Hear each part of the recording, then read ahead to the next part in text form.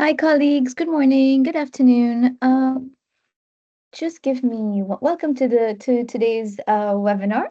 We are about to start. Just give me 1 second, please. I'm sorting out a. uh, In the meantime, colleagues, if you can do me a favor, if you are able to hear me, please feel free to type in the chat box and confirm that you are able to do so, and use the opportunity to introduce yourself, your name, your organization, and which country you're calling in from today. I see Fiona saying, yes, Nikita, we hear you. Thank you. I'm happy. Let me.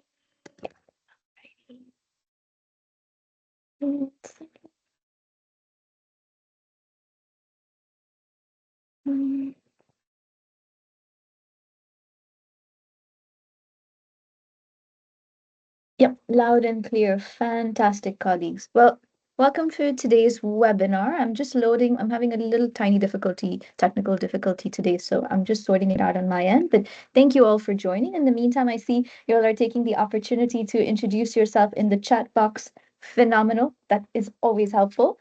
Let me go ahead and share my screen, and please let me know when you see my screen. It should be loading in 5, 4, 3, 2, 1. Is it loading? Let's see. Um, Someone is saying, I do not see your screen. Thank you for letting me know. There we go. Let's see now. Is it loading?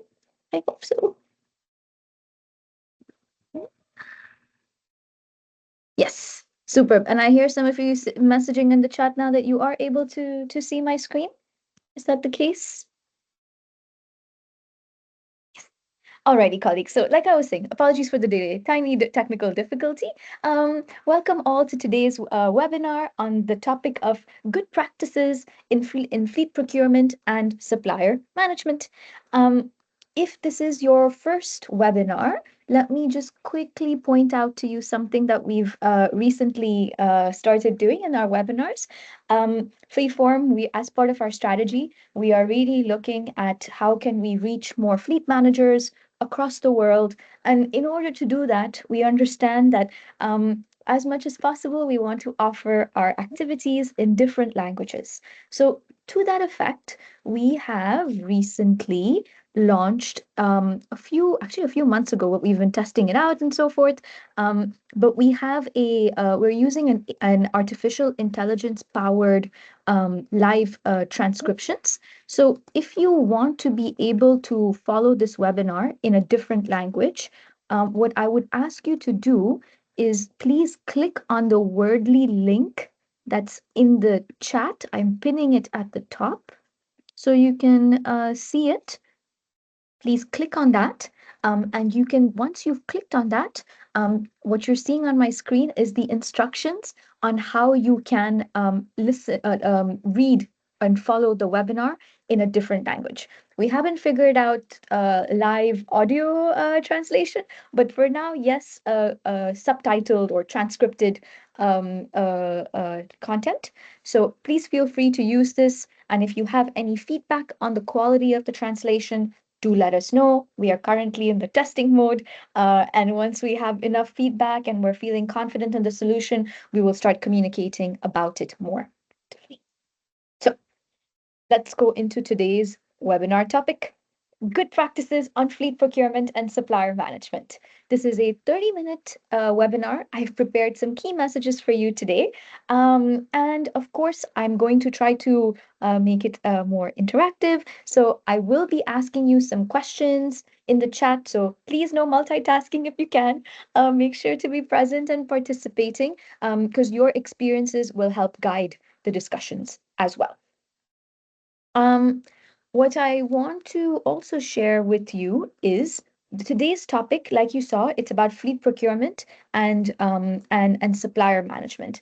And in as you know, and I think many of you have been following a lot of Fleet Forum's webinars, we are actively promoting and looking at how we can encourage our members to focus on sustainability, And what this means is that today's webinar, we are going to be taking a closer look at how we can incorporate safety and sustainability criteria when we talk about fleet procurement and supplier management.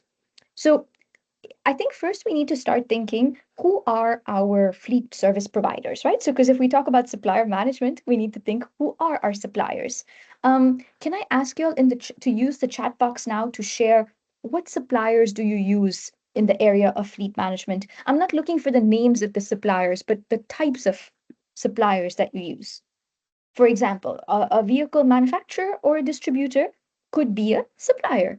Emma, you say workshops. Very good. Correct. Garages, workshops are part of it. Rental companies. Good point. Can I get some more examples, please? Ambulance conversion. Okay. Okay. A fuel supplier. Yes. Our fuel stations. Yes. Yes. Um, let's keep going. Yes. I'd like to hear some more. Mm, car accessories, car wash, 3PL. Okay. Yes. Spare parts suppliers. There's a very taxi suppliers. Thank you, thank you, thank you. I'm liking what's coming in. I think the only one I haven't seen mentioned so far, but although Vitali maybe was alluding to it, is there we go. And Evan mentioned it as well. Our vehicle tracking providers, but also insurance providers, right? So if we think about it, even for organizations that are operating their own fleet, we rely and we count on a lot of different types of suppliers to when it comes to the area of fleet management and making sure that we are running our fleet in the right way, right? So, and why do I mention this, right? Is because why it, many you might have seen in our previous webinars, and I'm sure you're doing the same as well. Many of our organizations have strong ambitions when it comes to sustainability, right? And commitments around how much we are going to reduce our fleet emissions, or maybe also in terms of road safety. I know some of our members have Vision Zero or strong targets on reducing the number of road traffic crashes that they are involved in. And the where we link this to suppliers is, of course, there are the parts of our fleet management that we can work on directly ourselves, but seeing, like you have just mentioned in the chat, the fact that we count on so many different providers, it also means that we have to think how can we work together with them in such a way that they are also sharing our targets, our vision, our ambition around safety and environmental sustainability. Now, keeping that in mind, you're depending on them, right? So you want to help them protect your organization. And if you're working with unsafe or unsustainable service providers, they are also harming your reputation.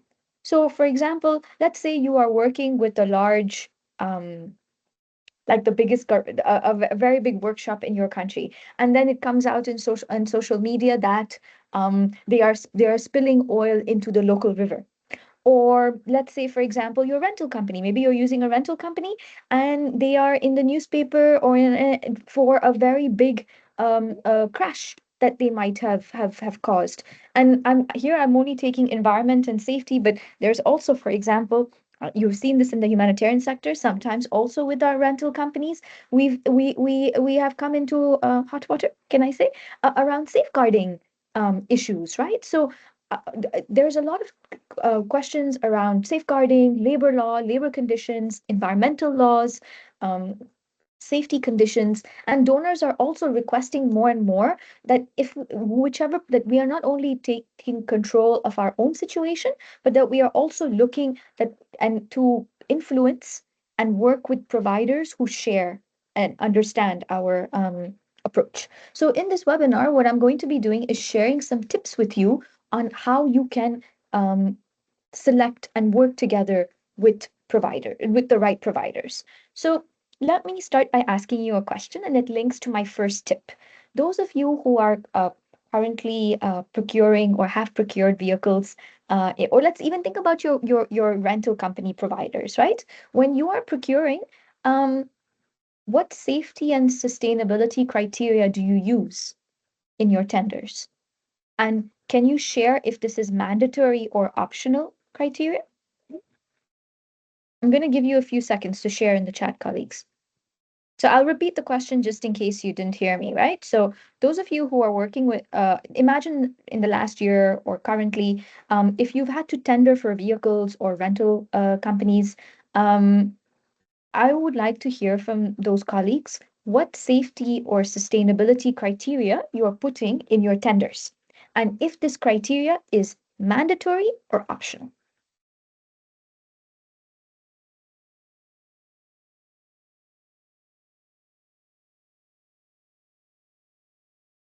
I hope you are hearing me, colleagues, just double checking.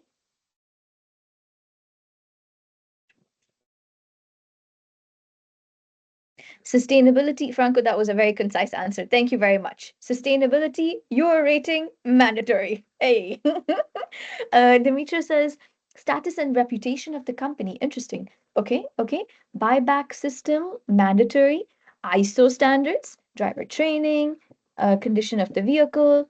It depends on the context where you're working. Insurance is mandatory. Okay, so here what I'm trying to show to you is that from the even before you work with the provider, at the moment of selecting and explaining your requirements, that your first thing you can do is not only think about the technical criteria, but also look from the very beginning at environmental impact, social responsibility, ethical business practices, and compliance with regulations.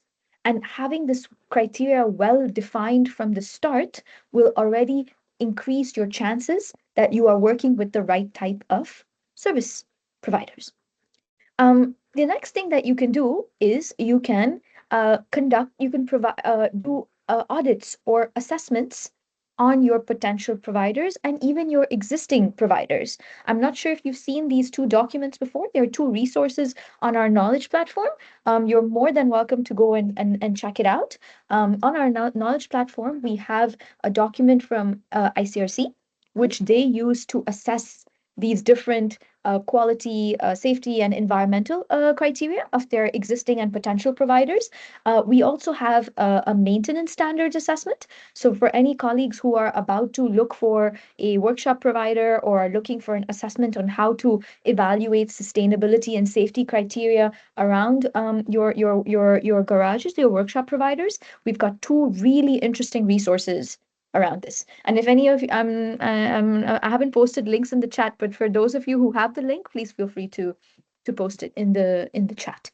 Um, I saw a colleague mention earlier, ISO, who mentioned it? Let me double check. I know I saw, Vitali mentioned ISO standards for vehicles. So indeed, look for providers that are not only telling a good story and have a good explanation in their tender on the criteria, but also hold the relevant certifications and are adhering to certain standards for safety and sustainability. This can also be a part of the criteria that you include. Um, Aside from that, they should be able to provide detailed information about the sources of their materials, manufacturing processes, and distribution channels.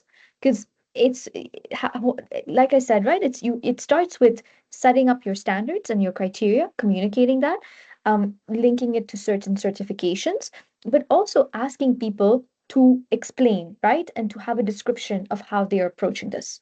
Um, for example, recently, Fleet Forum was supporting one of our member organizations with preparing their vehicle tender for framework agreements, right? Globally, and if we look at the environmental criteria, we put certain things on the vehicles, like for example, I think what Desalin was mentioning. Was it no, not sorry, not Desalin. It was another colleague. Not Franco. I thought it was apologies. Mentioned the sustainability, the Euro rating, but so you can put some certain things on the vehicle standards, right? But you can also put things around asking the supplier to explain how they are actually treating their own emissions, right? And how are they reducing the emissions from their own activities? So make sure that you also ask questions that trigger the supplier to provide detailed and proper responses that give you the level of transparency. The other thing that you can do is track their record and reputation. What I mean by this is many times when, I mean, I'm sure many of you can relate to this, the position that you might have been hired for, maybe there were job references, right, that you had to give, and your prospective and now employer called and said, "Hey, is Nikita a good candidate? What do you think about her? Is she delivering?" And that's the same thing you can do with your suppliers as well, right? So make sure you ask them for testimonials, but also look them up. Do your research. Make sure that if do they have any history of ethical or safety issues. These are already ways that you can um, make sure that you're working with the right provider. And like I was mentioning earlier, I think I started saying this a little bit earlier than I intended to, apologies, is evaluate the environmental impact of the provider's operations. So, like I was giving you the example before with the framework agreements, where we ask the provider to share how they are looking at their own emissions, we would, by including those types of questions, you can also make sure that the providers you work with are not only providing you products that help you achieve your fleet sustainability objectives, but that they are also reducing their own um, emissions. Let's move on to number seven. Um, Here, what we are proposing to do is, like I said at the start of the webinar, right? Fleetform, we are actively looking at sustainability. And many times when we think about sustainability, we talk about environmental sustainability, which is true. But there's also an element around social sustainability or social responsibility. And this is much more about the organization's labor practices, their worker rights, their community engagement. So, for example, if we take the context of a workshop, or if we take the context of a rental company, when you are looking for the provider, you might want to put criteria and also understand how are these providers treating their employees. Are they giving them the right types of trainings? Yes, but also are they paying them on time? Are they creating a safe working environment? Um, these are also very important questions. A few years ago, Fleet Forum was doing an assessment with one of our member organizations on their third party transport companies. And from over there, we could see indeed from there were certain, it can be sometimes that we are working with providers who on paper are looking very professional, but we if we don't, what I mean by that is they have the right pricing, their communication is good towards us, but we also have to see how are they treating their own people, because we also have a duty of care indirectly towards the people working in these companies. And a provider with who has strong social responsibility values is contributing then to a more sustainable and ethical supply chain at the end of the day. So this is something to keep in mind as well. Um, I think the next piece to think about is, and I have a question for you all right now. Um, if you look at your existing suppliers, do you do like two-way performance reviews with them? I'd like to know if you do that. Yes, no, and how often do you do that?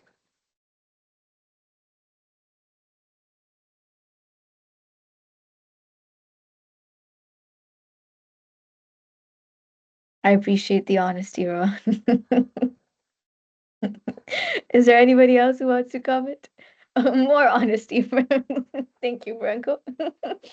Anybody else? Oh, okay. Y'all are just making it. It's raining today. It's raining. Is there anybody who says yes and would like to share what they're doing? Not yet, Kavita. Muy bien. Very good. Very good. Somebody who's being a bit more optimistic. Um, Exactly, colleague. So I'm I'm I'm I'm sad to read this, but I'm also maybe a little bit happy because I think that that means you have spent some good 30 minutes today thinking about also what where you can strengthen your practices. Um, Indeed, like our colleague Akoto is saying, it's not, but it's something good to add, right? And um, just checking the comments. We did a supplier performance assessment with our staff. Okay, okay. But it is very essential indeed, right? So I think here what we try to say to you colleagues is once you start working with the provider, it's not where that's not okay. Maybe the procurement has ended, but not the supplier management. So it's important that you have, like Chiney is saying, to have a performance evaluation, but and that it is a two-way evaluation, right? So here I'm talking about working with the key account person, whoever is managing the contract with your organization, and meeting once every quarter, once every half a year, at least once a year, and sort of doing a review on, okay, what were the KPIs we agreed on? How is the performance going, but also how is the relationship going, right? So I'm not saying here that you evaluate their staff, but rather that you have you work with providers who are measuring their performance based on the agreements that you have with them, but that you can also have an open discussion about their safety and sustainability improvements. You might have some strong KPIs in terms of their performance, right? Like, were they able to provide you vehicles on time, or what was there any downtime in the vehicle tracking system, or I can go on, right? Depending on the service. But you can also use those conversations to have to look at, okay, how did you improve your safety practices this year? How did you improve your sustainability practices this year? And what's your action plan for next year? So in using your existing, strengthening your collaboration methods if you don't have them, or if you do have them, then incorporating safety and sustainability in this as well, it ensures that way that both parties are aligned on the shared goals. I think the other thing I'd wish to suggest that you do as well is to look at their risk management plan. So ask them, what are their risk management practices? What are their mitigation activities? So that way you avoid any potential disruptions to your fleet operations. And then lastly, um, I make sure that you look at the long-term commitment as well, right? What I mean by this is I was recently part of a discussion where with an organization that's trying to convince its they're only working with rental companies, and they are trying to encourage their rental companies to have more environmentally friendly vehicles. And the rental company is saying, okay, I will do this, but I also want some, not guarantee, but uh, can we look at having some long-term contracts that would also encourage me that I have your business, this is a viable, and it makes sense for me to invest in making my fleet greener because I have a long-term agreement with your organization. So what I'm trying to share with you is, if you're working in an environment where there aren't many providers who are actively working on safety and sustainability, you can also work together with with companies that you already work well with, and you seek out check their willingness to commit to long-term safety and sustainability goals, or prioritize providers who are willing to show their commitment, but in return are also asking you to make some commitment, right? uh so these were my tips for today. We have 7 minutes for questions. Let me check the Q&A. And in the meantime, colleagues, please feel free to post your questions. Um, I see there is a question. Just bear with me 1 second. Um, Okay, for some reason I'm not able to show it on the screen. My apologies. But Carlos has raised a very good question in the Q&A, colleagues. And I mean, I have some answers, but I would like to ask you as well. Carlos is asking, how do you specify in a TOR the characteristic of the collaboration and communication? Who would like to share? I have some ideas, but I also want to check with you.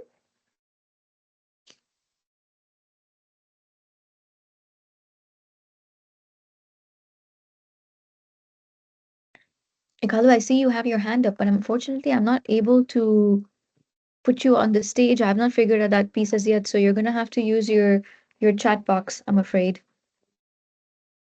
Let me take some time then to answer Carlos's question while colleagues are also contemplating on it. I think that from the way I would suggest to go about it personally is already from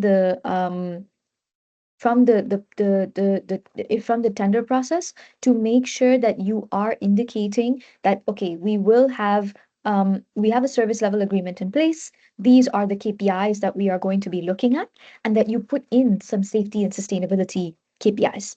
That's one way to approach it. That way you already pass the message, hey, we are going to be communicating about this. And I would also add in over there in your clauses of your agreement. Now, if you can't change the contract of your organization, maybe you put it specifically in the annex saying we are going to meet on a quarterly basis, or you put it in your terms of reference, right? We expect to meet with the provider every half a year to have a discussion on da da da da da. That's a way to you at least start from the beginning with warming up people to the fact that this is how you are going to be working as a client, if you see what I mean. So that's how I would approach that. Yes. Let me see, colleagues. Am I seeing any questions in the chat box? Mm, not as yet. I'm going to give it a few more seconds in case there's a question. And in the meantime, I'm scrolling through the chat to see if there's any point that's worth. You had some very interesting criteria using insurance, mandatory payment, credit payment terms. Okay, okay, okay. Oh, another question popped up. Let me take a look. Um, do you have any tips regarding long-term agreements for a small number of vehicles? Um, mhm. I'm not entirely sure I understand the question. Is it more you're asking if you have like a smaller fleet, that how does that work with a longer term agreement?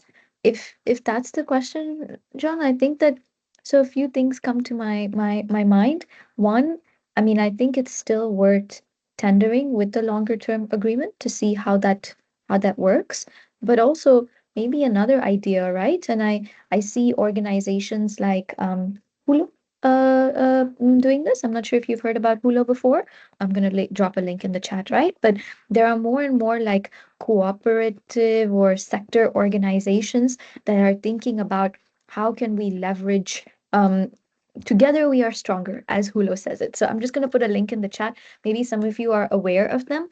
I know some of your organizations are either members or considering being members of Hulo. And one of the things that Hulo has been working on is looking at joint initiatives like vehicle sharing, which is what we are partnering with them with, but also joint procurement. And what I mean with that is that, see, if today the volume you have is too small to encourage others to encourage good offers from different suppliers, maybe it's worth looking at how can you how can you maybe partner with another organization and then you run a joint tender, right? I think UN agencies indirectly do this as well. Sometimes when one agency has a long-term agreement, and UN agency colleagues are on the line. I'm not working for the UN, so please tell me if I'm saying something wrong. I apologize.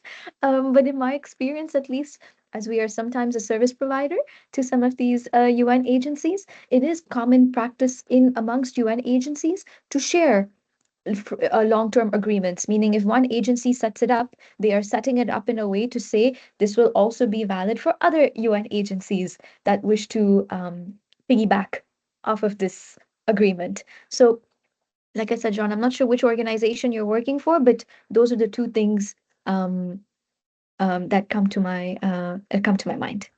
Yes. Um, And Chinaya says, Nikita, I think you might have understood the question wrong. Jean was talking about for what types of vehicles, and you're answering him, it works the same for all range of vehicles. I agree. That's true. Yes. Yes. And Raman says, our colleagues from FAO are saying, yes, Nikita, you are saying the correct thing about UN agencies. That is how long-term agreements work. We share with each other. There we go. Superb colleagues, I think we have reached towards the end of this webinar. I want to give you a big thank you all for participating today. I hope you walked away with at least one message or food for thought that you can consider in the coming weeks. Next week, we are going to have a webinar by our Fleet Forum very dear member TSS, and they are going to be running a webinar around falling between the cracks, soft skin mobility. So, if you are operating armored vehicles or even interested in how, in what considerations, what fleet considerations you need to give in a high risk environment, I definitely recommend that you join this webinar. Thank you all so much. I really appreciate your time and I hope you learned something. I wish you all a good day. We'll be sending the recording after this. Bye bye.